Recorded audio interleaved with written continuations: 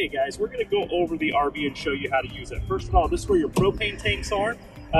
They're just standard propane tanks. There is a arrow, when you lift these off, there's an arrow that points towards one tank or the other. Just make sure that it's pointed at the tank that you're using. Also, hopefully you never need to get to it or anything, but the battery is located right behind here. We're going to come around the side here and take a look. Every corner has a little stabilizer jack. These just stabilize the RV for you, so when you're inside it doesn't wobble so much. There's just a hand crank in here. You just spin it down. Once they touch the ground, it'll just make the RV more stable. They are not leveling jacks. They just stabilize it so it's easier, so it doesn't wobble on you so much. Also, all the gear is located in these compartments. Your fresh water tank for filling, if you're dry camping, is right here. You'll just unscrew the cap, you put your garden hose in here, you're going to fill it up. You do want to watch the gauges inside just to make sure you don't overfill the tank. And then once it's full, you'll go ahead and turn it off. Your power cord for hooking in is right here. It just literally plugs in. The other end's going to plug in at the RV park or into the generator. Remember, if you're dry camping and not at a park with power, you are going to need a generator, so make sure you have one of those. Either you can rent one, or if you have your own, make sure it's a 4,000 watt or bigger generator to run all the items in the RV. Right here in this is where your power cords are going to be, your water hose, all that stuff. As far as dumping goes, there are two holding tanks on here, a gray water and a black water. To dump it, you're going to have the sewer hose, which is located in the front compartment. You literally unscrew this right here. You're going to unscrew it, and then you will put the garden hose on there. The other one goes into the ground, and then you'll pull the black valve first, and then you'll chase it down with, once that's done, you'll close it, then you'll open up the gray valve and let the gray water kind of clean out the hose. There is an orange plug-in right here. The orange one is significant. This is for washing the black water tank. When you're dumping, you can hook the hose into here and it'll actually clean the tank as you dump it. Just remember, do not, I repeat, do not plug into this and turn it on unless the black valve is open. You don't want to backfill the sewer. You don't want it to come up through the toilet or anything, so you want to make sure that that black valve is open before you start flushing it with water. And just leave it open, flush it, and then when you're done, unscrew your hose, turn it off, and then close the black valve. Right here's your city water connect. This one is below it. If you're at an RV park and you want to plug into park water, you can plug in there. Once again, you have your stabilizer jack, and then as we come around, hopefully you never need it, but there is a spare tire. It's located right here. Just remember, trailers don't have jacks for changing tires. They will go ahead and use the jack from the trailer. I'm sorry, from your vehicle to change the tire on here. Once again, you have your other stabilizer jack. We have a large awning on this guy. Just make sure that if you're using the awning, if it's windy, rainy, stormy, anything like that at all, you need to close it. These are really expensive to replace. We do recommend you just take an easy up awning, but you can use these. Just remember, any inclement weather, close it at night, close it before you go to bed, all that stuff. You don't want to lose the awning. You have a couple outlets here. You also have an exhaust for your refrigerator, and then the exhaust for the hot water heater. Just make sure you don't lean any gear against these. These can get warm. There's a warning label here. They can get hot, so you don't want to put a tent or anything close to here, anything that could melt. And then we're going to go over the stairs and how to operate those. First of all, you just open up the door, just like this. And then there is a yellow handle. It actually locks it into place. You will go ahead and twist the handle, and then you can go ahead and pull the steps out. And then they just fold down. Once they're down, you can go ahead and swing this. You lift it and turn it for your handle to get in. Now, a couple things. Once these stairs are down, you want to make sure they're level. If this isn't level, when you go to close the door, it won't be able to close. So to level these, you'll lift it up, and then right here, there are pins. You can actually adjust each leg to the right height so you're not on even ground. You can make this leg a little bit longer, that one a little bit shorter, just to make sure it's solid. And then when you go to close this, you want to make sure this door is all the way open.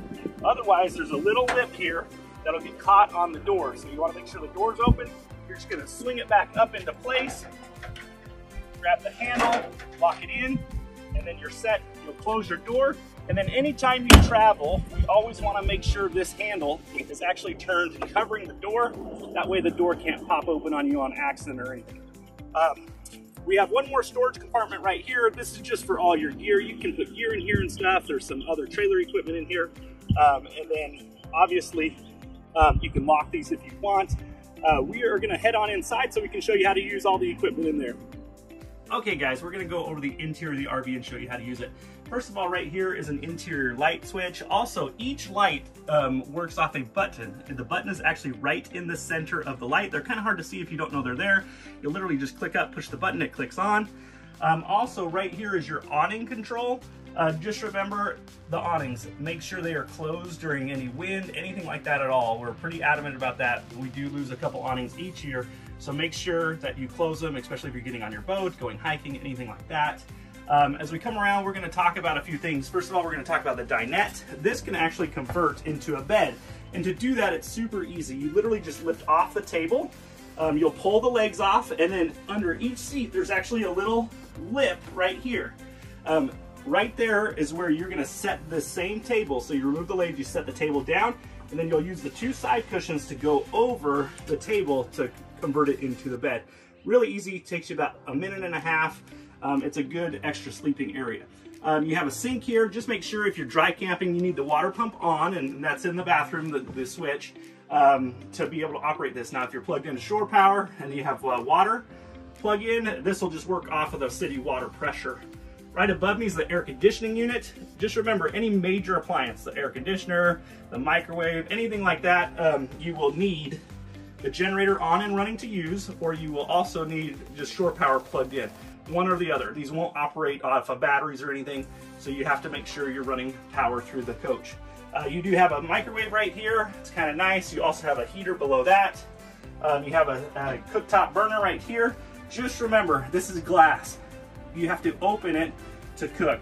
So don't think it's like a convection cooktop where you can just put it on here. That's not how this works. You're gonna lift it up. This creates the backsplash, and then you can cook here. Okay, make sure you watch out for these burner handles. We have put people have put larger frying pans on here, and then it actually melts these plastics. So make sure if you're using a small burner, use a small pan to cook in. You don't want to burn these up, and then we've actually had to replace a whole cooktop. So if you burn these out, because they just don't sell these little pieces. So make sure you're pretty careful when you're cooking on here. Your microwave, like we talked about, just generator has to be on and running to use it. And then we're going to talk about the fridge, and then we'll go into the bathroom. So as far as the fridge goes, you can use these. While you're driving. You just need to make sure gas is on and open. Technically, when you pull into a gas station, you want to turn your gas off. You wouldn't, because there is a pilot light back there. So you'll turn on your gas. Anytime you're going to start this for the first time, you want to open this up. Go ahead and light the burners just to make sure gas is flowing correctly. You want to purge it of any air that's in the line, especially if you put a new tank on. So literally just light these burners. It might take you 1 or 2 minutes to light, and then let it burn for about 30 to 60 seconds. Then go ahead and turn it off. And then what you'll do is open the door. There's an on-off button here, and also a gas button. If you guys are going to be dry camping, you're going to run it off of gas, meaning that the gas button needs to be out. If you're going to be going somewhere where you're going to have part power and plug in, you'll just leave it pushed in on auto. Once you've purged the line, go ahead and start this. These take about 4 to 6 hours to get cold, and how they work is they freeze the freezer box first, then they use the cold air from the freezer to cool the fridge. So we recommend you start it the night before you're going to go, get it all cold, and then in the morning when you're leaving, go ahead and load your food and stuff in here, and you should be good. Also, one other thing, these handles, we have had a couple people break a few, so just make sure they just push to the side and then pull open. We've had some teenagers and some other people yank on them pretty hard, and these are just plastic, and we've had them snap off. So just make sure you're not tugging too hard on them. They are, of course, a patented product, and they're about $50 each door handle to replace. So just make sure you're not yanking on those. You definitely don't want to break one, okay? I'm going to send you guys into the bathroom, and we're going to talk about a couple things in there. First of all, to flush the toilet, there's a little foot flush. You just push that down with your foot, and it'll flush. Make sure the water pump's on. That way water gets in there. We always tell the kids, tell your kids to count to 5 or 10. You do want to add some water in the toilet, not just let the stuff fall down. And then we have our water heater and our water pump. first of all, we're going to talk about the water heaters. There's two of them. There's one that says gas and then one that says electric. We always just recommend you run off of gas. That's the easiest way to do it. You can do electric, but we always prefer you just run gas. Also, for running water, you're going to need to turn your pump on. That's going to be this button right here. We also recommend you turn that off anytime you're not using it. The same thing goes for if you're plugged into park water. If you're going to leave, shut off the valve at the park. That way, in case there's a leak or something, you don't want to come back to a flooded trailer. Same thing with the water pump. Turn that off when you're not using it. It will pressurize it, so if there's a leak, it'll leak out. So just make sure that everything's turned off when you're leaving the coach. And then you have these levels right here. There's one that says gray water, black water, fresh water, and battery. The battery will tell you your battery levels. The fresh water will tell you your fresh water. And then you have the black, which is sewage, and then you have your gray water, which is dirty shower water. Just remember, the black and gray water, they are just guides. They are not 100% accurate. You may have dumped the trailer yourself. It may show full. There's little sensors inside the tanks. If there's something stuck on one, it might say it's full when it's actually empty. So like I said, these are just guides. They're not 100% accurate, but they can help you out in a pinch. So we're gonna go ahead and finish this now. And if you guys have any additional questions, make sure you notate those. And when you come to pick up the coach, we can go over any of those questions you have when you get here. We're excited to have you, and we'll see you soon.